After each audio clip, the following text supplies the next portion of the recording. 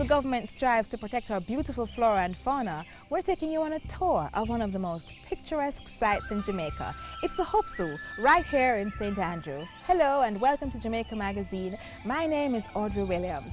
And in observation of World Wildlife Day, we are going to be sharing a little bit with you about all things wildlife right here at Hope Zoo. It's an information-packed magazine. Don't go anywhere.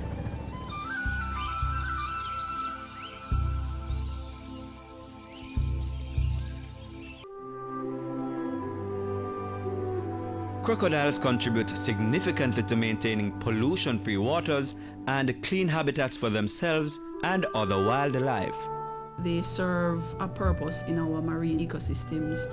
Them being scavengers, they help with the health of our marine systems, which impacts the fish that we like to eat in Jamaica. Every wildlife, plant and animal, has a linkage to the ecosystem that makes it healthy. Moreover, the crocodile is an endangered species and is protected under Jamaica's Wildlife Protection Act. The penalty for capturing crocodiles, harming them, or having any part in one's possession, living or dead, is $100,000 and up to 2 years in prison. Let's care and protect our endangered species. Stop eating crocodiles.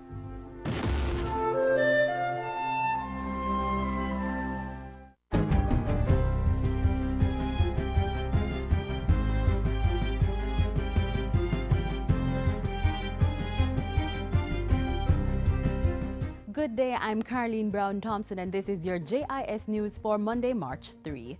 The Governor General, Prime Minister and Leader of the Opposition have called on all Jamaicans to join hands to address the moral crisis facing the country. In a joint statement, the nation's leaders urged Jamaicans to take back the island from the grip of crime and the shroud of negativity. Their call for reflection and reconciliation was issued as the country prepares to observe the Lenten period starting this Ash Wednesday, March 5. In their statement, the leaders lamented that too much of the country's scarce resources have to be spent on crime fighting rather than measures to secure development. The Governor General, Prime Minister and Leader of the Opposition say they stand united in the struggle for Jamaica's peace, prosperity and safety and for the future of our children. 160 farmers from 8 communities in St. Ann and Manchester are to benefit from a $192 million water catchment and greenhouse cluster project. 20 greenhouses are being constructed and a mined-out pit at each site is to be converted into a surface water reservoir to be used for irrigation purposes. The Jamaica Social Investment Fund and the Jamaica Bauxite Institute will carry out the project in partnership with the World Bank-sponsored Rural Economic Development Initiative READY. Agriculture and Fisheries Minister Roger Clark says the project will help to boost domestic crop production, citing growth of 8.5% and 14% over the last 2 quarters. And with these new additions, the next quarter is going to be way out front. And anytime agriculture grows, the economy grows. On its constant quest to improve the tourism product, government has approved a $44.2 million project to repair the Harbour Street Craft Market in Montego Bay. The contract has been awarded to Marshall Construction Company. The work is to begin shortly and carried out over 4 months. Under this contract, repairs will be done to the roof, and there will be installation of new roof sheeting, general repairs, and painting. TPDCO will provide the funding for this project, while the UDC will provide project management and technical services. The Ministry of Science, Technology, Energy and Mining is embarking on a public education campaign to support its Energy Efficiency and Conservation Program, EECP. Through the EECP, government has already cut energy costs by more than $9 million at 4 public sector entities. Energy Minister Philip Paulwell says the initiative is to help the country use best practices to reduce energy consumption. The results of the program must be effectively communicated so that these positive energy conservation and efficiency initiatives are fully established in the minds of our people from infancy to adulthood. The Jamaica Information Service is to partner with the ministry on the one-year public education campaign titled Ease Up on the Energy, Save Today, Protect Tomorrow. This will see us rolling out in tandem with what's happening in mainstream media, all the public education material for radio, print and TV. Education Minister Reverend Ronald Thwaites is insisting that it's important to expose children to science education early in order to help them become more innovative as adults. It is important, if I step back a minute, that we develop science kits that can be available for all of our primary schools. It must have the practical application, the touch and feel that means so much to our boys and which can give them an interest which otherwise they may find absent in the school system.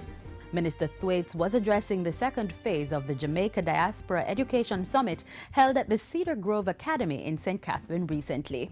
Cedar Grove is one of several institutions identified for increased student spaces. And finally, their Royal Highnesses Prince Edward, Earl of Wessex and the Countess of Wessex are in the island for a 4-day working visit. They were met on arrival at the Norman Manley International Airport Sunday by several government officials. During their stay in Jamaica, they will participate in activities related to the Duke of Edinburgh Award.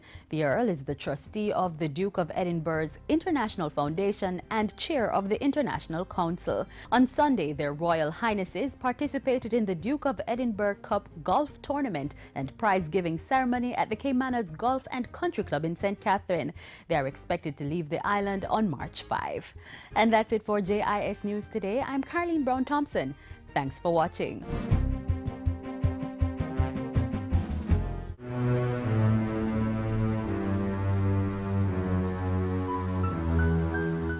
That can easily change if we allow the cutting of trees, forest fires, animal grazing, crop cultivation, or improper dwellings to destroy our forest reserves.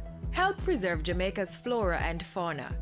If you know or suspect that someone is hurting our forest reserves, call 1-888-FORESTS.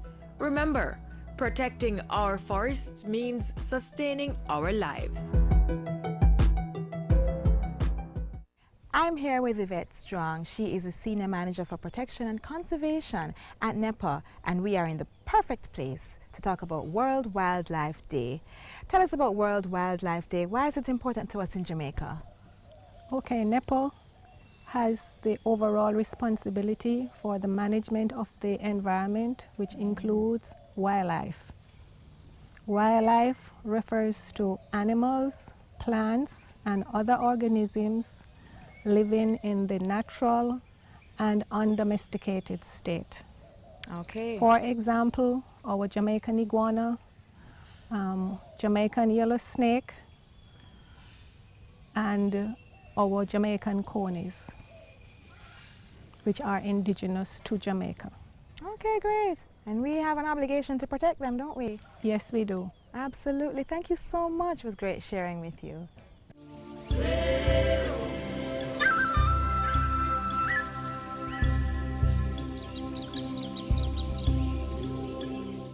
Lucas, look at me. Look. Look. That was Prime Minister Portia Simpson Miller visiting Hope Zoo resident Lucas after the groundbreaking ceremony for the Chinese garden on this property. Now, while I continue my tour of the property, catch some highlights of the Prime Minister and her team at the OPM this past week. Hey, Lukey!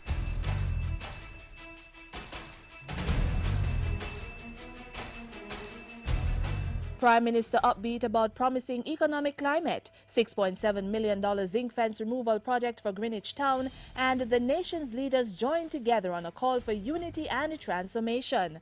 This is Jamaica House Weekly. I'm Samantha Allen. For the first time in years, Jamaica is on track to record positive economic growth.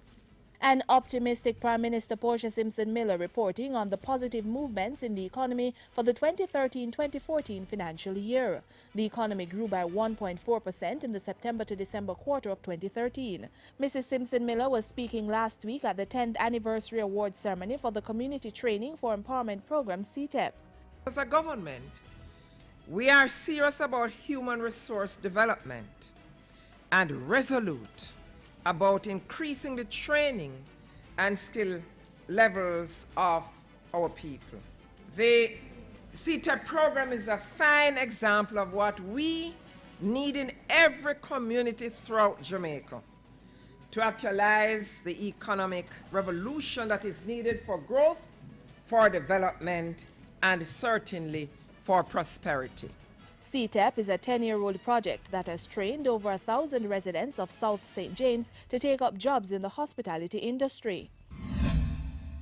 And Mrs. Simpson Miller was on hand Wednesday for another community initiative, this time with residents of Greenwich Town in St. Andrew, a community which has benefited from a $6.7 million zinc fence removal project.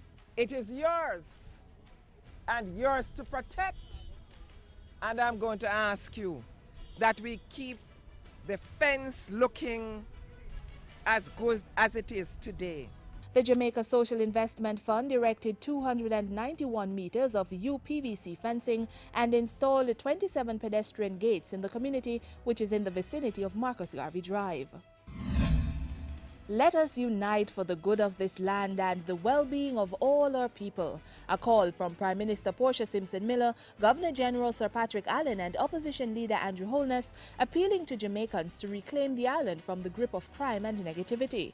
In a joint statement Friday, the nation's leaders encouraged Jamaicans to reflect on the current state of the country in a bid to restore peace, love, honesty, forgiveness and reconciliation to the nation. The Prime Minister joined family members of 18-year-old St. Jago athlete Kevon Mackenzie at the Norman Manley International Airport to receive his body last Thursday. Mackenzie collapsed and later died after participating in a track meet in Tobago 2 weeks ago. It's really very sad for us, and I can understand the grief of the parents at this time. And we are saddened on behalf of the government and people of Jamaica that he represented so well.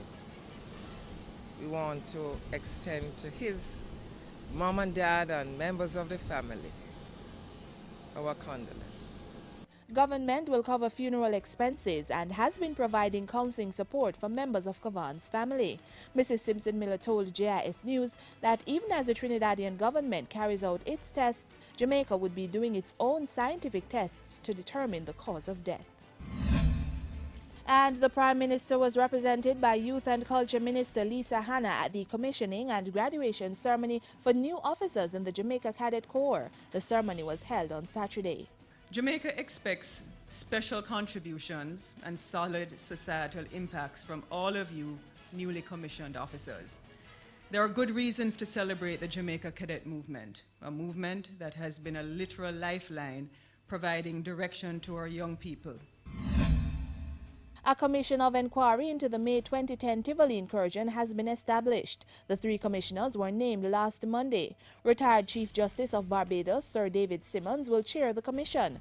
The other members are retired Judge of the Jamaican Court of Appeal, Justice Hazel Harris, and former puisne judge in the OECS, Velma Hilton. In a release Friday, the Prime Minister's office sought to clarify reports that the opposition was left out of the process when the terms of reference were being drafted. The Office of the Prime Minister said the process began on May 14, 2013, with a letter requesting that then Leader of Opposition Business in the House, Delaware Chuck, submit suggestions for the terms of reference. In a letter dated May 21, 2013, Mr. Chuck declined, suggesting that the government should send a draft so the opposition could have a better understanding of the direction the government intended to take. The OPM said the draft terms of reference was prepared and revised following public consultation, but the opposition did not submit any comment. After the final draft of the terms of reference was prepared and the proposed commissioners identified, Prime Minister Portia Simpson Miller, in a letter dated February 4, 2014 to the Leader of the Opposition, asked for his comments prior to cabinet approval. The OPM statement said no response came from the opposition leader. And finally, Prime Minister Portia Simpson Miller took some time last week to welcome guests to the courtesy room at Jamaica House. On Tuesday, she met with the charge d'affaires at the U.S. Embassy, Elizabeth Martinez. On Thursday, Mrs. Simpson-Miller, accompanied by National Security Minister Peter Bunting, received representatives of the Jamaica Police Federation. Discussions covered a range of issues, including enhanced support for members of the Jamaica Constabulary Force and policy initiatives which will stimulate improved performance by the police. And that's it for this week's edition of Jamaica House Weekly. Join us next week for the latest updates from the Office of the Prime Minister.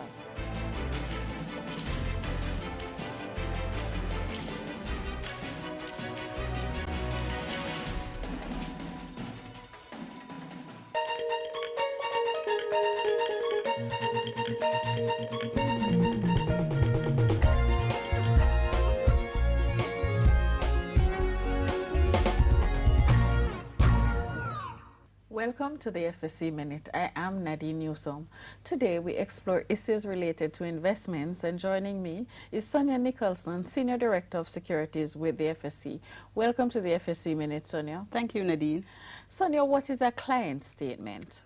Nadine, a client statement is essentially a report from an entity detailing the client's investment with that entity. It can be regarded as a statement of account. And what is required on a client statement?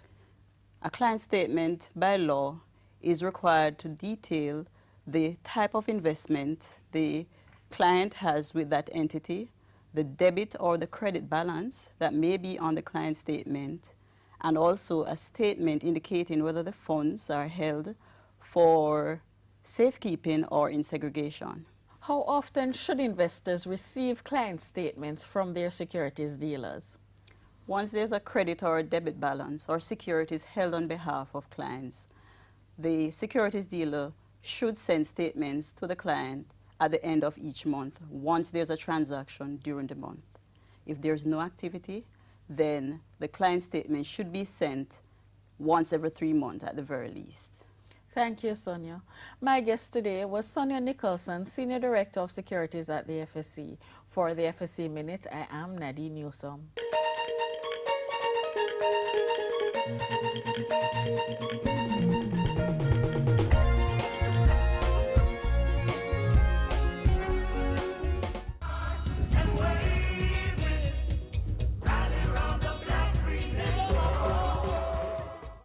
And if you're just joining us, we are here at the newly refurbished, redesigned, gorgeous Hope Zoo. And I'm with the curator, Orlando Robinson. Orlando, this is World Wildlife Day. Tell us about the indigenous animals right here. Well, let me just start by saying that certainly the Hope Zoo wants to promote our local and endemic species. So what we try to do is to showcase these animals in our collection. So we're looking at things like the Jamaican iguana, the American crocodile, the yellow snake, the yellow bill, the black bill. We have the coney here as well. We have the owl, the Jamaican owl. We have the mountain witch. We have several species here that normally you wouldn't see in the wild.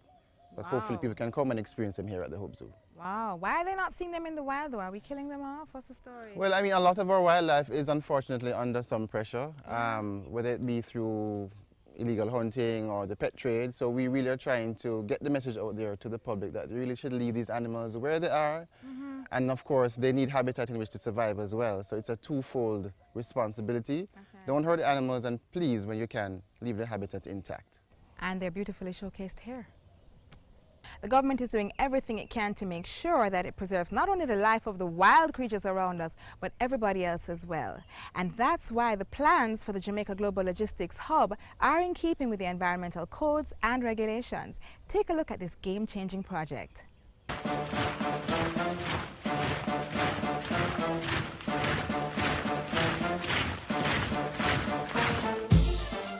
We have taken, ladies and gentlemen, the decision to pursue this initiative for a number of reasons, and we believe the timing is right to do so. Global trends are pointing to noticeable shifts in trading patterns and relationship.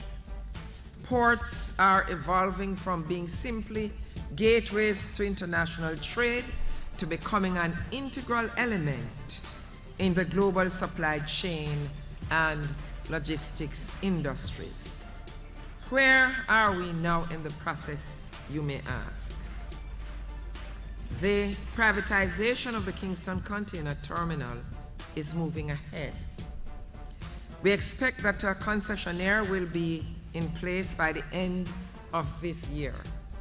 One is to ensure that the port and harbor can accommodate the larger ships that will come in, which means that we have to deepen the channel or the access way for the ships to come into our Kingston harbor. The Port Authority contemplates doing this in two phases. One is to optimize the existing design limits of the berths that are there now by taking it down to a draft of 14.2, and then at a later date extending it to 15.5. The RFP has been issued to 3 pre-qualified bidders: Singapore Port Authority, Dubai Port World, and CMA CGM in a partnership with a number of other entities, including China Merchant Marine. We are proceeding with the expansion of the Sangster International Airport and the expansion and privatization of the Norman Manley Airport. We're putting in place an extensive world-class road network which will ring the island from north to south and east to west. This is the Highway 2000 network, as well as the North-South Highway, which is presently under construction. Special economic zones will cluster large transnational companies engaged in a variety of logistics activities, warehousing and manufacturing logistics that add value to semi-finished or intermediate goods that are destined for global markets. As many as 16 SEZs are contemplated to be spread across the country, connected with each other, linked with the port community system, and connected to the world. We see the SEZs as facilitating new and innovative commercial ventures for the MSME sector, opening up significant opportunities for job creation and allowing our firms to link into global trading platforms. Not everything will happen overnight.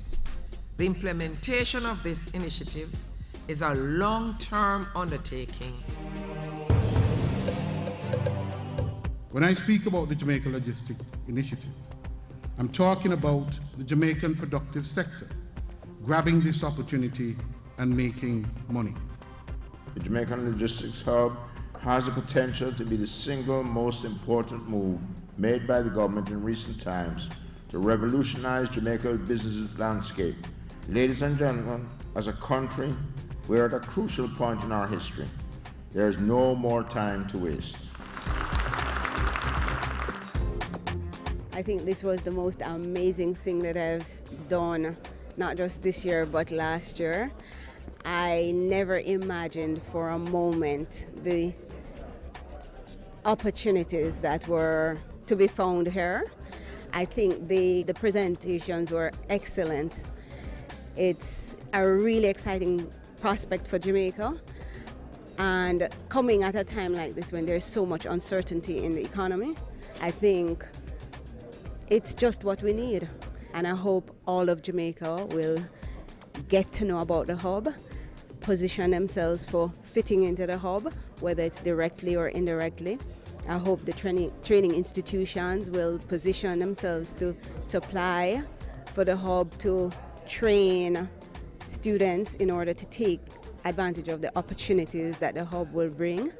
I think it's just beyond my imagination what I've learned.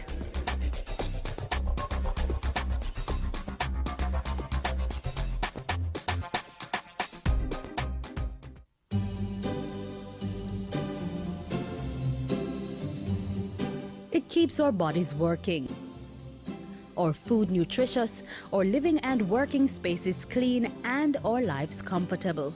Water, the most precious resource necessary for the sustenance of life on our planet. Don't waste it. Let's conserve on this critical commodity.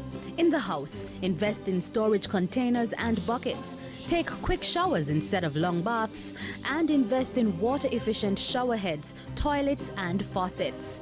You may also want to consider one-pot meals and cooking methods that don't require much water. You could also wash fruits and vegetables in a bowl and reuse the water on your plants or grass. When cleaning dishes, fill both sinks and use one for washing and the other for rinsing. The leftover water can be used to wash off the concrete or asphalt in your yard.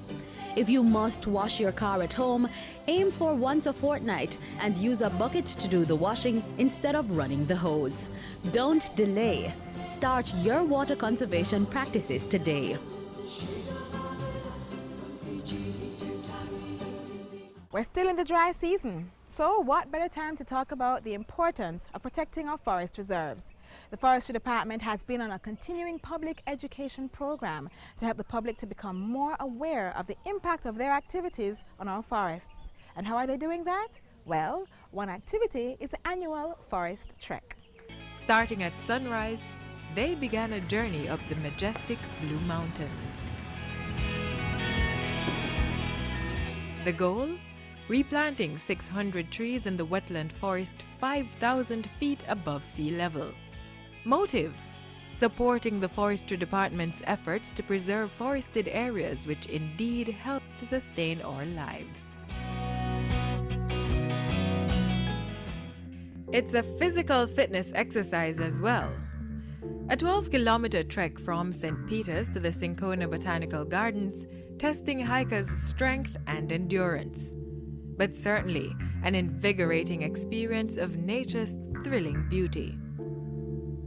Among the lush greenery and amazing blues lies Cinchona's age-old edifice, shingled roofs and wooden lattice walls, picturesque but dysfunctional and in weight of repair. No doubt an artisan's dream. This is close to heaven. The atmosphere is just awesome.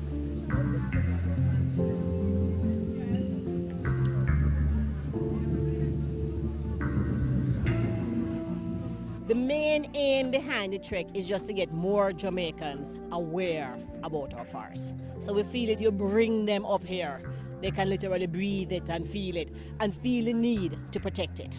And I think we're achieving that.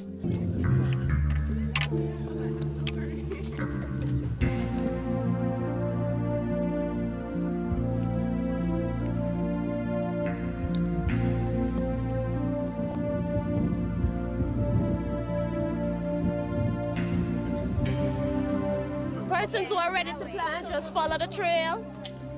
You will find a forester around there who will assist with the planting.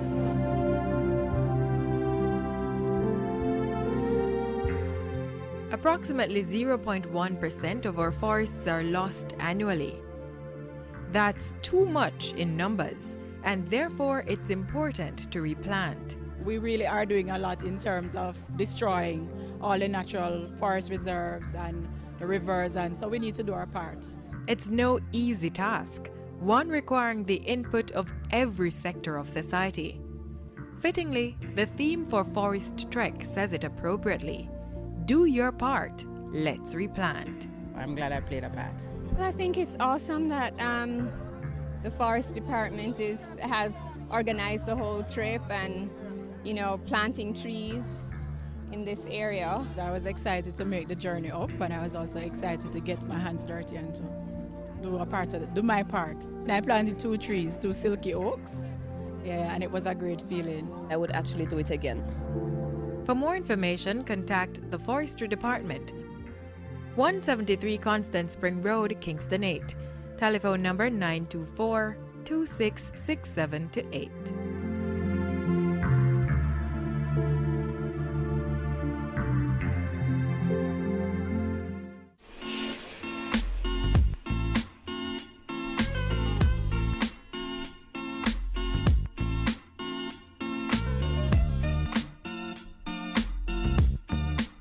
And that's how we bring down the curtains on today's show. But your tour of the Hope Zoo doesn't have to end with the program. Visit the zoo from 10 a.m. to 5 p.m. during the week and from 10 a.m. to 5:30 on the weekend. Give them a call if you'd like at 927-1085. And if you'd like to find out more about protecting our flora and fauna, you may send us an email at jamaicamagazine@jis.gov.jm. You may also visit our website at jis.gov.jm. It's been great having you. I'm Audrey Williams. Walk good.